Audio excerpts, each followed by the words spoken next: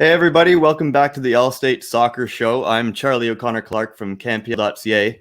You're joining us on our main stage here this afternoon where I'm about to be joined by two head coaches from the Canadian Premier League with Bobby Smyrniotis from Forge FC. Hey Bobby, and Jimmy Brennan from York United.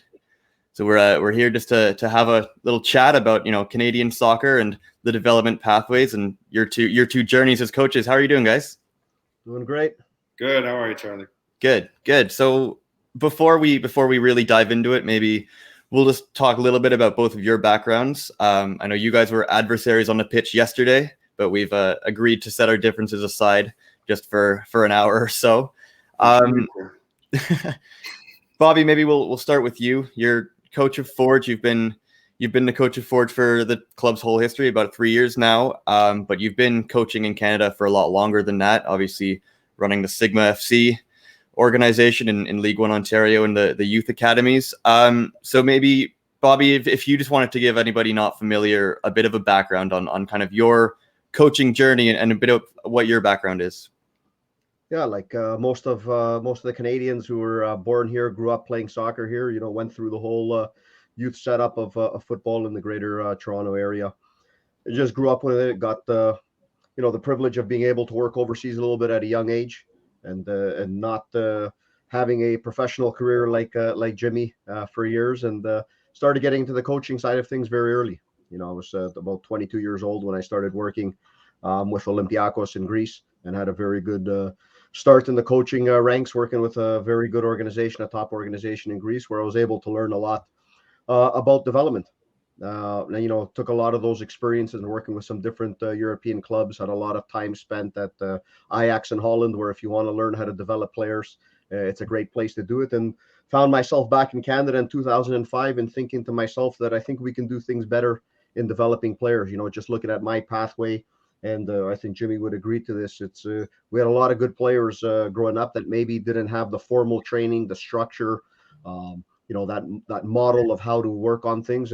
And that's what I decided to start implementing in 2005. And from there, a great journey occurred with Sigma and the growth of Sigma, and being blessed to work with a lot of good players. Some of those guys in the current national team setup, and other guys who have had a lot of caps in the group. Guys like Kyle Laren, Richie Laria, Manjakar James, Kyle Becker, currently at Forge FC.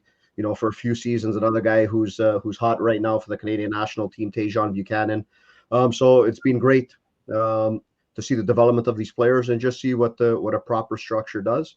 And 2018 rolled around, and the gentleman out in Forge, or in Hamilton, Mr. Bob Young, Scott Mitchell, decided that I was the guy they wanted steering the ship over there at Forge, and it's been a great experience since.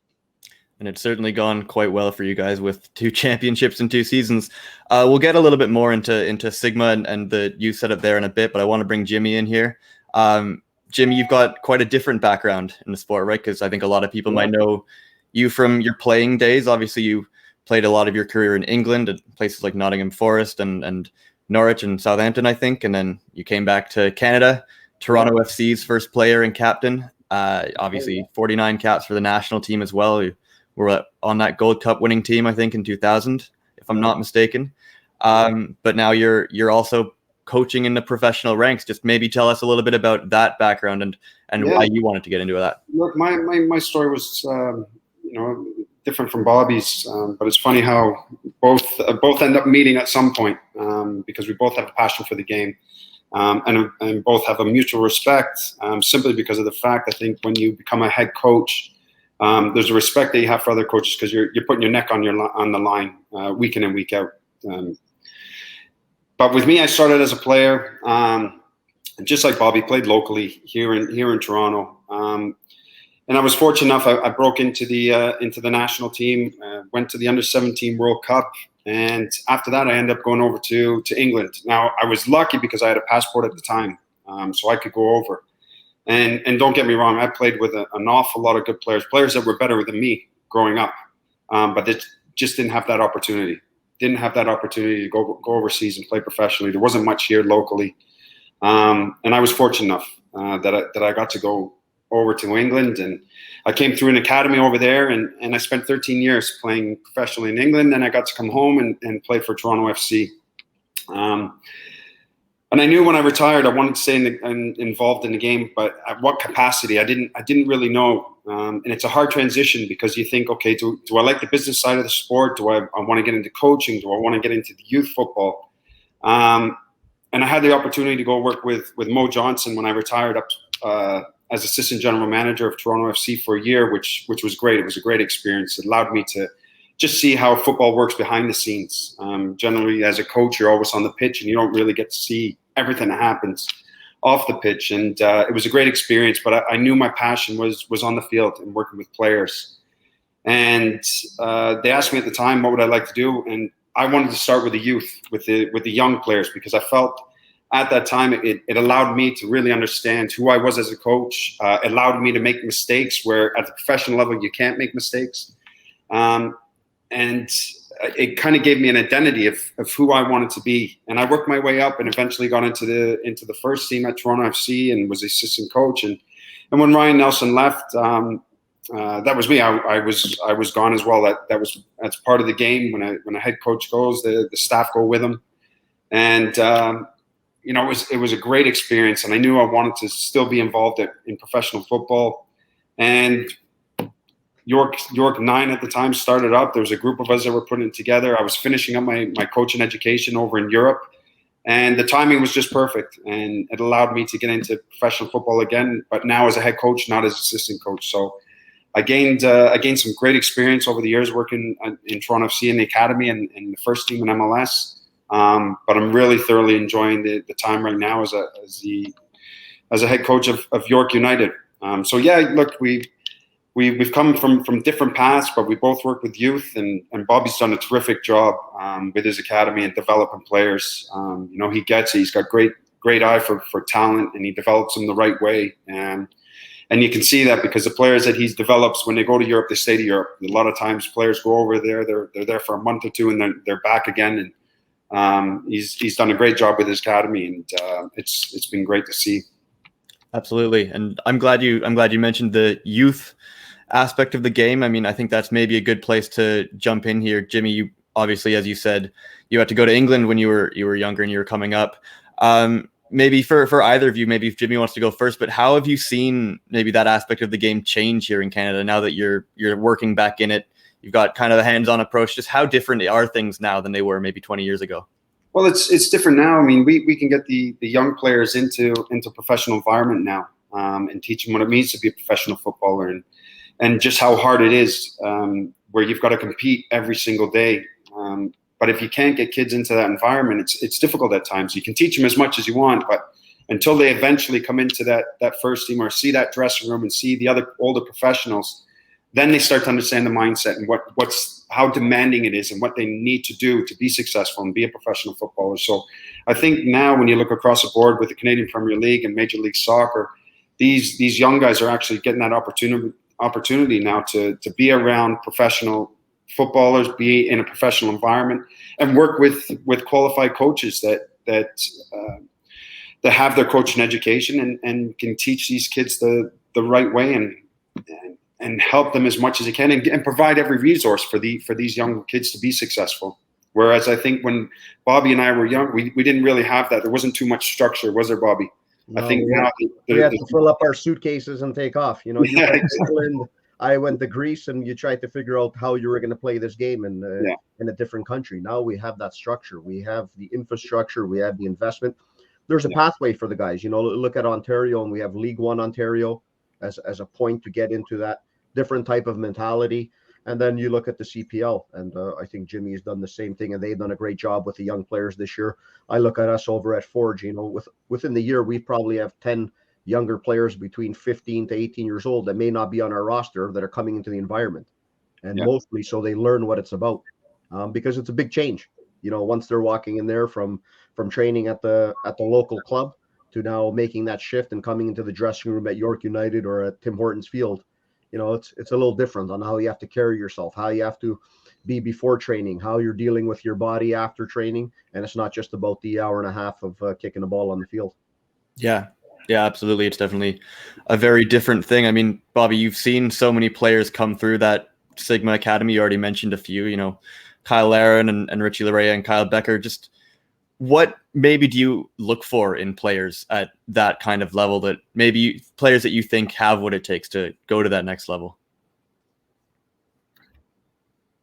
We may have lost Bobby for a second. Are you back? Maybe we'll move on to Jimmy. I don't know. You've obviously played with a ton of really great players as well. Just what is it as a coach maybe you look for, especially in younger players? Is that to me or Bobby? Well, we'll go with you, Jimmy, because I think Bobby's internet is stuttering a little bit, and then we'll try him again. So I think I'll go with you.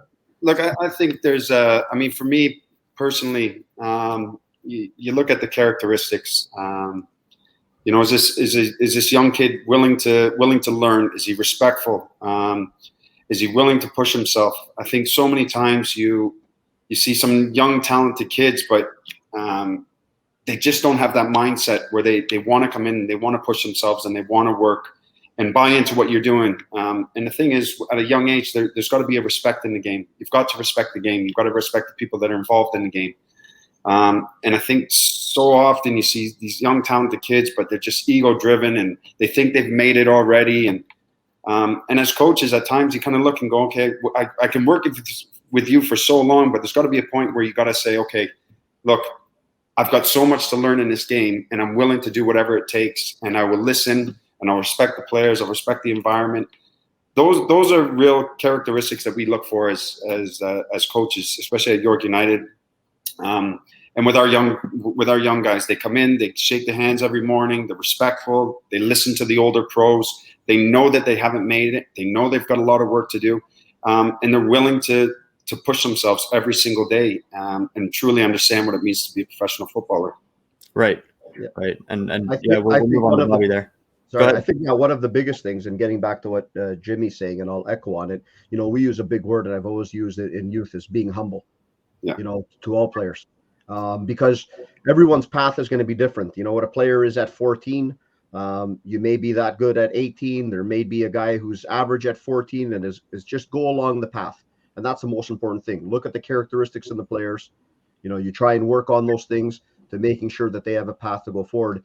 And what I've always said to players is just stay laser focused. Don't look to your left and right and what other players may be doing, whether they're having successes compared to you. It's focus on your path. And if I look at the guys, and I've had the opportunity to have a lot of players who have gone on to play at different levels, even including a lot of the players at Forge. The one characteristic that stands out is they've focused on themselves. They've come in with the attitude on how do I get better. They've believed in the structure, from the players, the families as well, because that's important. Because sometimes you can be strayed by the family's opinions on different things, but everyone buys into a concept and a roadmap. Once you do that, you're going to have success. Where that level of success takes you, does it take you to the Canadian Premier League? Does it take you above in North America? Does it take you to the Europe? That's about the individual qualities of the players as well.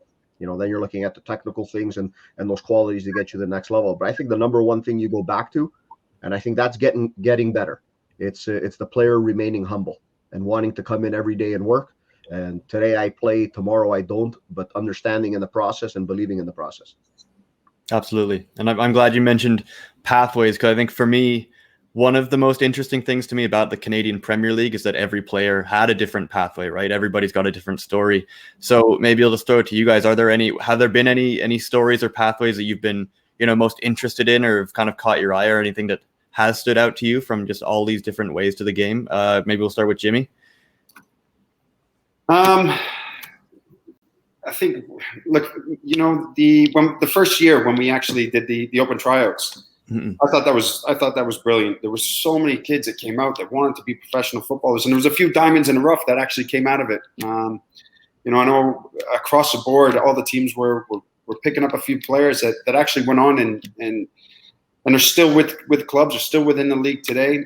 Some ended up going overseas. Emilio Estevez ended up going over to Holland, and he was a kid that was just playing locally in the street here. Ended up, having a good first year, and all of a sudden he's catching the eyes of other teams, and then he ended up playing international football in World Cup qualifiers against Australia and numerous teams. So I think that was really, really exciting time because we didn't. I think as coaches, Bobby, I think you can agree, we didn't know what to expect. And when we were traveling around, we're going, okay, what's coming out of this place, and what players can you see here? And I think we were very surprised at the talent across the country. And I think that was one of the special moments for me, where I just went, wow, there is some talent in this country. And it was we were lucky because we were able to see it firsthand across the board, and not many people get to do that. But I think that was one of the bright moments for me, anyways, was to get these young guys into the game and just see the talent across the country. Yeah. I don't know if Bobby, if you have any of these sorts of pathways that have stood out to you, and any players that have come across you, and 100%. We may have lost Bobby again. All right, that's all right. While we see if we can. There you are. Are you back? Do we want to try that again? Yeah, I'm here. There we go. No, I heard the whole question there, but the biggest thing I'd like to say is, like Jimmy said, in year one, the one thing that I look at in the Canadian Premier League, we had a lot of players in the league that nobody had heard of, and who were some of the best players in the league. And I think that was the mentality. We saw that, everyone's path is different. Some players played in MLS, some came from overseas, but some of the best players maybe came from League One Ontario or different setups like that. And I think that was great to see. And that shows the level of depth and the talent that we have across the country. And we just never had a platform for all these guys to go out there and do their business, on a weekly basis. And I think that's what's gotten better over each year of the season. We're obviously in year 3 now, and we're seeing the level just keep on increasing with some of these players who in year 1 maybe not a lot of people knew about, and now are household names in Canadian soccer. Absolutely. We've got a few questions coming in here from the audience, so I think we'll try and run through a couple of them now. We've got Sean Russo asking, just what are your thoughts on the Canadian Premier League coming into year 3? Is it where you guys thought it would be in terms of the level and the players, and maybe what next steps do you think need to happen to take us to another level? Whoever wants to go first. Bobby just spoke, so maybe it's Jimmy's turn. Look, I'll be totally honest with you. I think when the Canadian Premier League started, nobody really knew what the level was going to be. Had no idea. It was such a unique situation. And I look at the league now in 3 years, and I'm still in awe at times just how competitive it is, how tactical it is, and just where these players have evolved over 3 years. I mean, you look at Bobby's team now, that they've gone into CONCACAF, beating teams down there. Like who would have thought in 3 years we'd be having these opportunities? You look at Pacific beating the Whitecaps the other night and put on an unbelievable performance across the board. And even with us last year, or the year before that, our first year when we drew with Montreal, it was just there's so many things now that are happening within this league that you can see it's evolving. It's heading in the right way, and the standard is just getting better and better every year. And I think that the players are getting trained properly now. They're in a professional environment, so they're evolving now. They're getting an awful lot better. The foreigners that are coming in are making a difference as well, which helps. And it's growing the game across the country. I'm still in awe where it is after 3 years, and obviously the pandemic kind of held it back a little bit. But now that we're in a full season, you can see the standard, and you can see where the players are now as opposed to where they were in the first year. I think it's been absolutely amazing to see how far it's come along in 3 years. Yeah, obviously the pandemic definitely did throw a bit of a wrench into a lot of things, but yeah, we are starting to get a little bit more back to normal. I mean, Bobby, you've seen those CONCACAF League games up close, and kind of been able to showcase the league and the talent of these players a little bit. Are we where you thought we'd be in terms of 3 years into the CPL, and again, just where do you think we go next? Yeah, the biggest thing, like I say, like Jimmy said, is we never really knew what the level was. We all came in building teams. We built a team at Forge with mostly a bunch of players who were playing in League One, knowing that they can or thinking that they can make that difference. And then you see how you go, because you don't know, everyone looks good and how things were built. And then you keep on moving on, and you see this year, and I'll take our games for example. We've played 14 games, and when you're living the games live and you're watching them back, I think they're all exciting football matches. You look at the match yesterday between us and York United. I think it's an excellent football match. Both teams are out there. Both teams are playing football. Both teams are doing different things tactically on the pitch. And that allows the game to evolve. That allows the game to evolve for the players, but also us as the coaches. It makes a great challenge for us week in, week out to push ourselves. But also at the same time, starting, I'm a guy who always thinks big, whether it's for my club or the other clubs. And I've always said something about Canadian teams and national teams going into CONCACAF. I always thought we can do better playing away. And I don't know whether it was, a thought, it was a confidence thing. So it was the number one thing I tried to instill in the guys is heading down into the region. I mean, we've played 10 games in CONCACAF League, and 2 of them at Tim Hortons Field. And we've gotten a lot of good results. And it's trying to shift that mentality and making sure when we're down there, it's no different. We're down here to play a game. It's 22 guys on the pitch, and let's go. And when the lights go out and the storms come, it's enjoy the experience, as opposed to, getting frustrated. The bus is taking you to training and it's taking you to the wrong place. I'm sure Jimmy's lived that with a national team. We've lived that, right? Like your first day down there, everything is slow. They're taking you to the wrong places. Different things are happening. So you just got to go with it. And I think that allows everything to grow. And most importantly, when you look at that, you look at our national team now doing very well. I think that's only going to increase the stature of our league, and also the teams in the future that are going to compete in CONCACAF League and the expanded Champions League, because it's not going to be Forge forever. It's going to be York United soon. And I think that all gives the roadmap for us to keep on having success in the region, because, I think that's also, kind of the showpiece of your league, in any league, whether you're playing in Champions League and so on. If we can have success on continental stage, whichever club is doing it, and also in the Canadian Championship with what Jimmy did in that first year with Montreal, what we saw with Pacific this past week, I think that's all positive, and it shows how much this league is getting better, and we still have room to grow. Everybody loves those big cup games, right? We'll try to get to a couple more of these questions from the audience. Rob Nadler is asking, hey, gents, what do you think about high-performance mental coaching, and how do you approach that? Do you recommend that sort of thing to your players? Jimmy?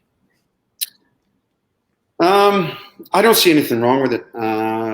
I think any advantage that you can help with a player or a coach, you've got to be open and willing to learn. And if it helps you as an individual, then why not?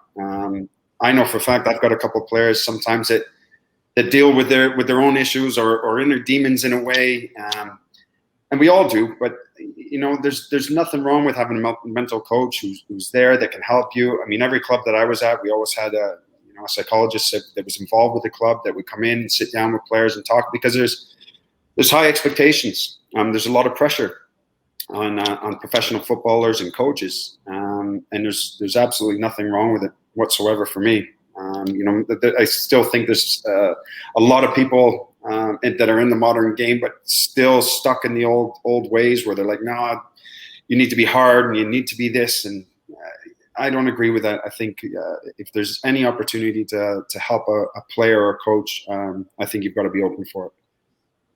Yeah, absolutely. I don't know if Bobby, if you have anything to add on that.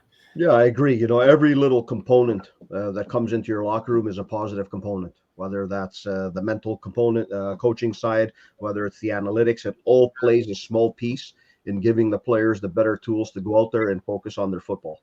And I think that's important. And that's somewhere where, we're going to continue also growing as a league, as we grow our infrastructures and our staffs. I know we probably all have somebody, then we have the resources for the players to tap into some of these different areas. But this is something that's going to continue to grow because the professional game is also very new here. Yeah, absolutely. And, speaking of coaching, I mean, we've talked a lot about player development, but I think probably the level of coaching in Canada has come a long way, right, in the last while. I mean, especially with the Canadian Premier League, you guys have jobs that didn't exist 5 years ago, right? So just how have you maybe seen, this is also, we've got an audience question that's kind of in the same vein here, but how has maybe coaching changed in this country for you guys and just at all sorts of levels of the game? We'll start with Bobby this time. Yeah, I think the biggest thing is there's something out there to aspire to and to look forward to. I think that's the biggest thing. Whether you're a player, you're a coach, you want to know that there's a level there, but there's also something local that you can follow and challenge yourself with.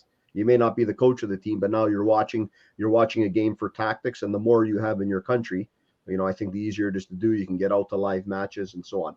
But having that infrastructure always helps the game.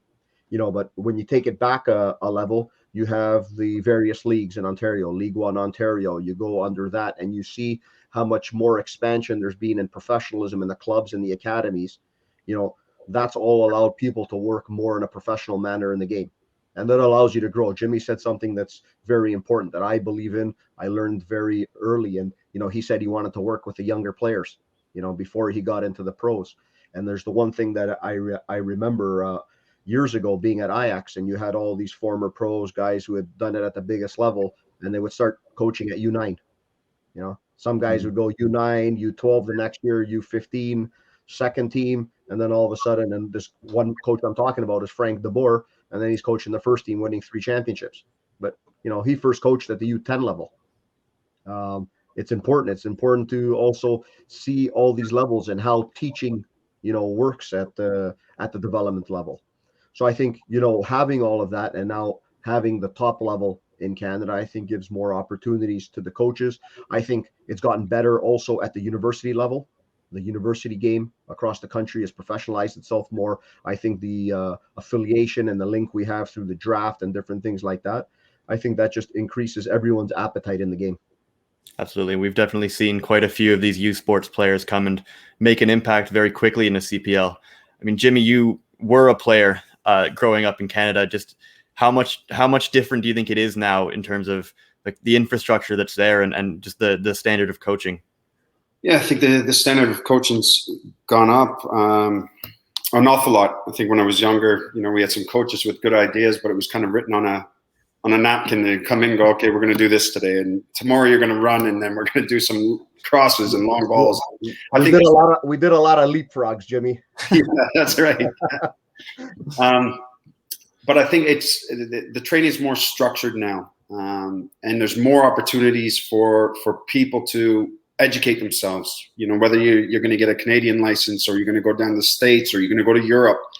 We've got professional clubs here where we actually open up the door for coaches that we know. If you want to come in and watch training and you want to sit down and talk with us, you're more than welcome to. Where they start to really understand, okay, there's session, there's a science behind it, and we've got to make sure that we do it the right way now. So even when I go to my son's practices and we're watching the coaches there, because they're educating themselves, they're going to get their qualifications, you can see there's a good structure now within that training session, with the warm up, and then all of a sudden maybe into a little bit of passing that carries into a certain type of possession that finishes off with a game, and I think it's great to see, and I think the players are benefiting from it. And as you can see, the amount of players that are going into League One now, that are going into the CPL, that are going overseas, and that's the only way that the game's going to get better. It's going to grow, and we're going to develop players is collectively, if we're all on the same page, and understand that there's a right way to teach these kids, and everybody's got to buy into it and make sure that you're not just winging it and going off the cuff, because you're actually hindering that player, and you could be stopping him from fulfilling his dreams as a young footballer. Yeah.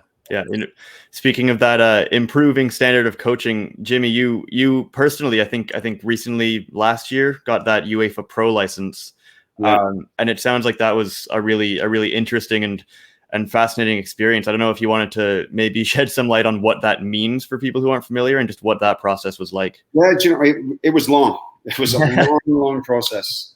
Took years to get. But I thoroughly enjoyed it. It was amazing. The amount of people that you meet and contacts that you gain.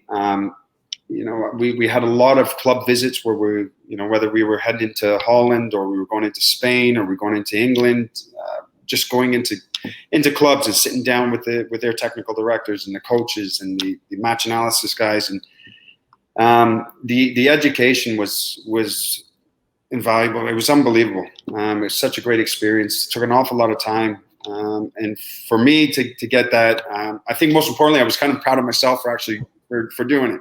I'm not really wanting to pat myself on the back, but when you kind of look at it, and I went for the B to the A to the Pro, and it took almost 7 years to get. It took an awful long time, but what an experience it was to get that. And I think Bobby's on his way. Bobby's going to be getting that next, the UEFA Pro, which is the highest level of coaching education in world football. So it's a long path, but it truly was a great experience doing that. I'm sure you learned a lot. Is that the one where you have to write a thesis? Yeah, it was ridiculous. What was yours on? It was just everything. Like everything that you did over the 3.5 years, you have to compile and pull it all together, and it's a lot of work. One day I'll show you, and you'll just laugh. You go, "That's ridiculous." You're back. The most important thing, and like Jimmy said, through these courses, it's everyone you get to work with. You know, so you're picking the brains of different people. You're giving your opinions on everything, the visits. And one of the biggest things I think in coaching education, although the licenses are very important, it's being able to visit different clubs.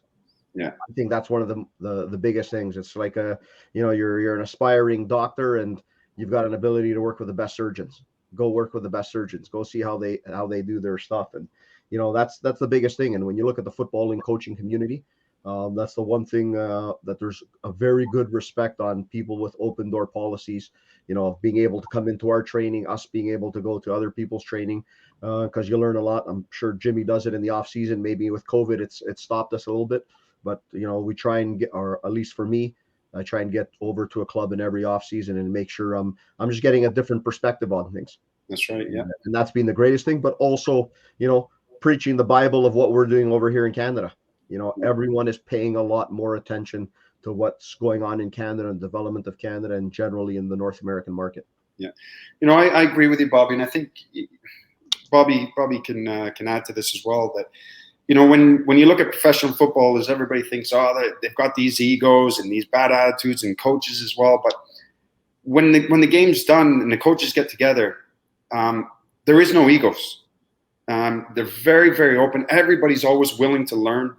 Every trip that I've been on, and Bobby's right. It's the open door policy, where I would, after a game, could sit down with Bobby. And Bobby, I love your tactics, or what did you do here, or what did you do there? And he'd be open. He would sit there and tell me, and I'd be the same with Bobby. Bobby, I like this player, and this is what I'm looking for. And he's like, yeah, I like everything is open, but it's about helping one another, and that's what I love about the professional level. And I think at times with the local level, you find it's a lot different, where it's a lot more ego driven at times, where I'm going, hold on a minute, what's happening here? If at the pro level, we're all getting along, we're all trying to help each other, trying to educate each other and learn off of one another, then why are we not doing this at the local level? Yeah. You have to be, your arms have to be open all the time, and you have to be willing to learn. Otherwise, you are not going to be a successful coach. Absolutely. It's really interesting that you say that. And it's kind of a perfect segue into another audience question here from Edward. You guys sort of already answered it, but what would you recommend to a person who's younger and looking to get into coaching and maybe take a step up with it, even coach at the professional ranks one day? What kind of advice would you have for those kinds of people? And maybe Bobby wants to go first with this one. Yeah, I'd say if it's somebody young that's in their community and so on, try and find that well-organized club in your community that can also give you the infrastructure and help you out in getting started. And that's by, whether they're technical directors and how they're set up. And I think the clubs are a lot better set up these days, so that you have that support system, so that you're not going into it blind. And then, by putting yourself next to good people, you always learn things. And if you can get in there and start learning, taking your steps, slowly start getting your badges, which is important. It gives you that formal structure on how to go about the coaching process. But I think the most important thing is trying to attach yourself to good people. That's the one thing I learned very early on. I was fortunate enough being overseas and attaching myself with a great technical director, good former professional players, Greek professional players who were then coaching, and also learning the importance of culture and structure within clubs. But once you do that, you start picking up good habits. And I think that's the most important thing. If you pick up good habits in youth development, that'll keep on allowing you to build and to go higher and higher. And there are going to be more opportunities in this game. Yeah, I agree with Bobby. And I think the other thing is never be afraid to ask a question. Myself, Bobby, coaches at our level still don't have all the answers. And we're always trying to learn. So never stop asking questions about the game. It's the only way that it helps you educate yourself, but then also gives you a confidence that you can always ask that question to get that answer that you need to make you a better coach. Yeah, absolutely. That's a really great point as well. I think we've got a few people in the audience here that just want to learn a little bit more about you guys and your footballing mindset. So, I mean, obviously, as people who work in football, I assume you watch a lot of it. Are there, maybe give us a little homework here? Are there teams or players that you guys really love to watch now, and that maybe you'll try and go out of your way to watch when you can? If Bobby? Yeah, we don't have a lot of free time these days, eh, Jimmy? A lot of games going on. Man City. I'm a guy who I like to study a lot of different coaches. So Man City, and in the last couple of years, Leeds United, Marcelo Bielsa. Yeah. He's the father of a lot of things to a lot of the coaches, and just having followed him from many years ago, now being able to watch his teams a little bit more, and when he's actually stuck around at a club for a few years, Yeah. it's just been great to watch, because it gives you a lot of different ideas about the game in a different way of doing it, which I think is very important in modern football. You asked me 10, 15 years ago, and I spent a lot of time with Ajax and in Holland. And in Holland, the structure is the structure. You don't change. 4-3-3, you attack, you score more goals than the opponent, and forget about the back end, forget about transitions. We just dominate the whole time. Football has changed a lot since then. All right. And you have to be tactically flexible. You have to move things around in how you do things. And I think those are two managers who are known for distinct things. But you look at a guy like Guardiola, and everyone will think about attacking. But the premise to everything he does is how he keeps his defensive structure, right? And then you look at the Bielsa, and it's the master of the transitions. So those are two guys that I like to watch, and teams. And any good match on TV is always good to watch. Jimmy, do you have any favorites? Any teams that you really like watching, or managers you admire? I mean, look, I liked watching Dortmund. Obviously, Barcelona, especially back in the day when Guardiola was there. Just their movement on and off the ball, the interchanging was unbelievable to watch. But I do like Liverpool over the last couple of years. I love their transition. I love how fast they break, how quick they can get forward, and they play in the right areas. So it's always a difficult one, because the game does change so much. One team could be on top of the world and win the Champions League and win the Premier League or whatever league they're in, and then all of a sudden the next year they're struggling to get into Champions League or struggling to win that Premier League because somebody else has come along and got a different style and tactically are dealing with things a lot better than what they were. So it changes all the time, but I do like watching Klopp. I like the way he works. I like how he interacts with his players, and I like how he gets the best out of them. Yeah, Liverpool are a very, very fun team to watch, especially when they're on their game with those very interesting fullbacks that they use. Maybe another kind of fun one. I'm just gonna add something there, because I think the one thing we see now, and Jimmy, I think you'll agree with this, is that the game is a lot more different in a lot of different ways. You go back 5-10 years ago, and everyone's kind of doing the same thing. Now we're seeing a lot of different things. We're seeing man marking. We're seeing 3 in the back. We're seeing guys go with a direct 5 in the back. So teams are very different. And we also, I think, I don't want to say the first time in many years, but right now we have a lot of very good coaching philosophies out there. And I think that's what makes it very interesting, for us in the coaching community, and just watching things, and also, how you morph and how you do things. I think if they watch our games too, they'll also see things that they like a lot. Yeah, there's a lot of distinct identities out there now, which is really great. I mean, we've talked about coaches and clubs here, but if you're the coach of some massive club and money's no object, is there a player that you would love to work with? Whoever wants to go first. I don't know who's got an interesting answer in mind. Past or present? Either past, present, any player that you would really, really love to see play and work with. I'll go with past and present. Zinedine Zidane. That's fine. And Kevin De Bruyne. Yeah. Kevin De Bruyne. That's a good pick as well. Jimmy, do you have the same answer? No, I would take. Two guys that I would love to work with would be Paul Scholes and Zidane.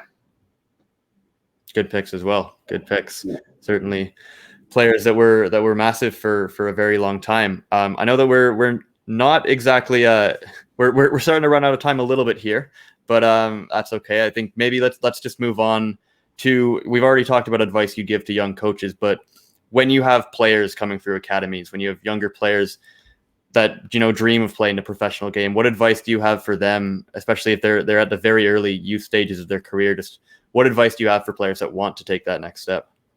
Bobby, do you want to go first? Yeah, I'll go back probably to the first point we said. Stay humble, work hard, make sure you're in a good environment. When you get into that environment, trust the process. The same way you'd trust being in a good school with a good teacher. Just trust the process, work through it, and just make sure that the avenues are open in whatever system you put yourself in. That the avenues are open for what's next, because the path is not just one direct line to doing things. There's different ways of getting there. But if you have that hunger, you have that talent, I think the most important thing is staying humble, working at it. And sometimes it comes soon, and sometimes it may come a little bit later. And we've seen that with Canadian players, over the last 10 years in a lot of different ways. Yeah. Jimmy, what do you tell young players? That same sort of thing? Yeah, look, be humble, respect the game. Nobody's bigger than the game of football. And you've for me, with these young guys is I want to see them just express themselves, enjoy the game, love the game. And if you work hard enough, good things will happen. Absolutely. We have one more question coming in here from Bonnie, who's asking about the women's game in this country. And obviously it's been, a heck of a summer for that, right? With the women's national team winning the gold medal at the Olympics. But what do you guys make of the state of that in this country? And maybe what needs to happen here next? I don't know if you have any thoughts on that. Jimmy wanted to go first. Yeah, I think we all agreed. I think we need a women's pro league. And hopefully, we've got the infrastructure now with all these teams that we have in the Canadian Premier League. It'd be nice to see all these teams eventually have women's teams as well, because I think it's important. It's needed. I have a daughter as well, and I would love for her to have an opportunity one day if she wants to be a professional footballer, to be able to play here locally and fulfill her dreams and eventually get to the national team. But I think most importantly, I think we need a women's professional league. Yeah, I agree with Jimmy on that one. We're obviously seeing a lot of the women now heading overseas into big clubs, which is great. But to increase that pool and make sure there's sustainability for the future, just like the Canadian Premier League will do for the men's side, we need that for the women's game as well. Right. I think we've only got 2 minutes left, so this might be our last one. But we've talked a lot today about how much progress has been made in the game in this country over the last 20, 30, whatever years. But there's still work to do, right? There's still plenty of space to grow. So maybe if we want to leave it with just your thoughts on what is next, what needs to be next in this country to really bring the game up to the next level, and maybe just bring us as Canadians up to the level of some of these other countries in Europe or South America or whatnot. Maybe Bobby, if you wanted to take that first.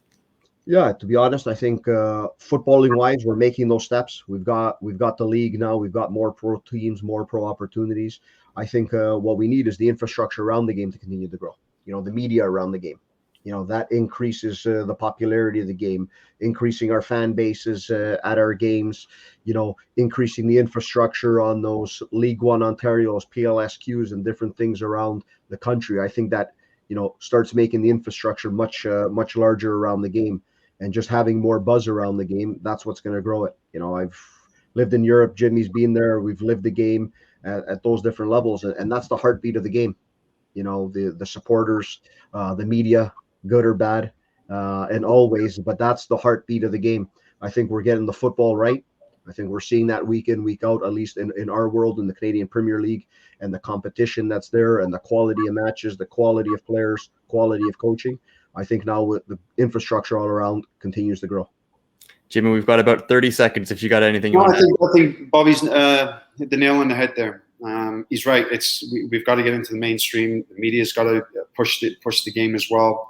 And I think we've got to educate more people about even the Canadian Premier League, and start to turn heads and say, hey, look, we've got a pro league here. We've got some players that are playing at the highest level right now across the world. And we've really got to grow our game domestically. And the more we can get that word out, the better it's going to be. Absolutely. All right, Bobby Smyrniotis, Jimmy Brennan, thank you guys so much for joining us on our panel, which, is part of this media exposure that I think Bobby's mentioning right there. So yeah, thanks so much, guys, for joining us, and thank you obviously to everybody in the audience watching us. Thank you very much. Thank you very much, guys. Thank you so much, and thanks again, everybody, for coming to the Allstate Soccer Show. If you stay with us in about half an hour, we're going to have another panel with players from these two coaches' teams, with Kwame Awuah from Forge and Jordan Wilson from York United. So you're going to want to stick around and make sure you see that. So next time, guys, though, I think we are wrapped up.